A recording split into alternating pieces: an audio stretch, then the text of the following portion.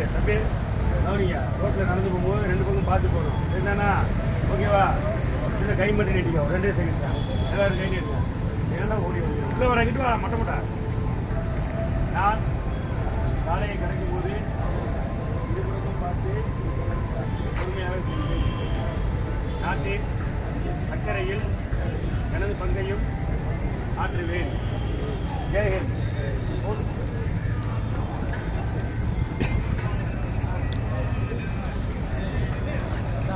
என்ன எடுக்கிறீங்க?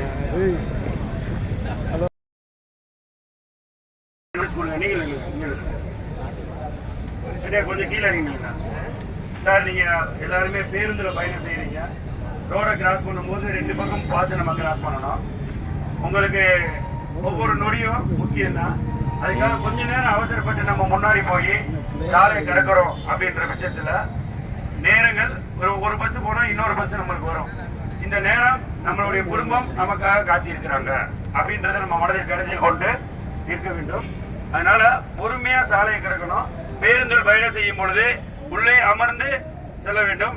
இல்லைன்னா படிக்கட்டுல நிக்கிறதோ தொங்கிக்கிட்டோ அப்படி போகக்கூடாது. சரிங்களா? பஸ்ல உட்காந்தீங்கன்னாக்கோ பஸ் நிக்கிற முன்னாடி இறங்க வைக்க கூடாது. ஓடும் பேருந்துல ஏறக்கூடாது. எல்லாமே யாருக்காகனா உங்க நன்மைக்காக தான் சொல்றோம். சரிங்களா? எத்தனையோ சாலை விபத்துக்களை நாங்க தினசரி பார்க்கிறோம். எல்லாத்துக்குமே காரணம் பொறுமையின்மை.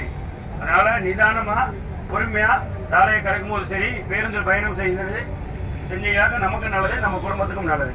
சரிங்களா? ஒரு சின்ன ஒரு கையை மட்டும் நீட்டிக்கோங்க. ஒரு 2 மினிட்ஸ் முக்கியப்படி நான் சாலையை கடக்கும் பொழுது பொறுமையாக கவனமாக இருபுறமும் பார்த்து சாலையை கடப்பேன்.